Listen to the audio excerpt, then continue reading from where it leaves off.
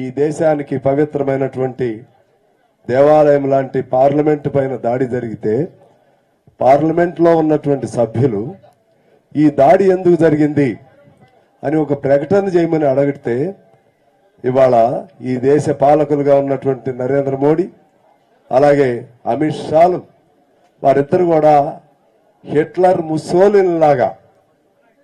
ముస్సోలిన్లు Italy జర్మనీలకు సంబంధించిన వాళ్ళైతే భారతదేశంలో ఉన్నటువంటి హిట్లర్ ముస్సోలిన్ లాగా వాళ్ళిద్దరు తయారై ప్రశ్నించినందుకు 146 మందిని ఇవాళ పార్లమెంట్ నుంచి బయటికి పంపించారంటే ఏదో ఒక రోజు ఈ హిట్లర్ ముస్సోలిన్కి గతి పట్టినట్లుగానే ఆ రోజుల్లో అమిత్ షా నరేంద్ర మోడీలు కూడా భారతదేశ ప్రజలు అదే పద్ధతుల్లో ఆ గతే చూపెడతారు. ఏదో ఒక రోజు నరేంద్ర మోడీ అమిత్ షాలు జైలుకి వెళ్లి ఊసలు లెక్క పెట్టవలసినటువంటి పరిస్థితి వస్తుందని చెప్పి నేను తెలియజేస్తా ఉన్నాను. అంత అహంభావమా మీకు?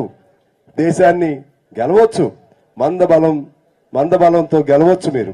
అసలు మీ గెలుపే అనుమానం. ఇవాళ ఛత్తీస్గఢ్, రాజస్థాన్, మధ్యప్రదేశ్లో మీ గెలుపే అనుమానం. అది నిజమైన ప్రజల తీర్పుకి అది అద్దం పట్టలేదు. నిజమైన ప్రజల తీర్పు కాదని ఇవాళ అనేక వర్గాల నుంచి, మేధావుల నుంచి అనుమానం వస్తూ ఉంది.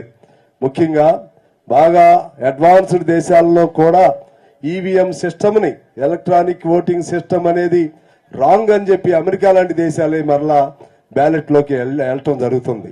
కానీ ఇక్కడ మీరు సెలెక్టివ్గా ప్రతిపక్షాలు, ముఖ్యంగా కాంగ్రెస్ పార్టీ ఎక్కడ గెలుస్తుంది అనుకుంటున్నారో అక్కడ దాని మీద ఫోకస్ పెట్టి మీరు యంత్రాంగాన్ని ఈవీఎంల ద్వారా ప్రజల అభిప్రాయాన్ని మీరు డైవర్ట్ చేసేటువంటి కుట్రలు పనినట్టుగా కూడా ఇవాళ అనుమానాలు ఉన్నాయి. ఈ విధమైనటువంటి కృత్రిమ ప్రజాబలంతో మీరు ఎంతకాలం పరిపాలన చేస్తారో ఇవాళ ప్రజలు లెక్కేస్తున్నారు.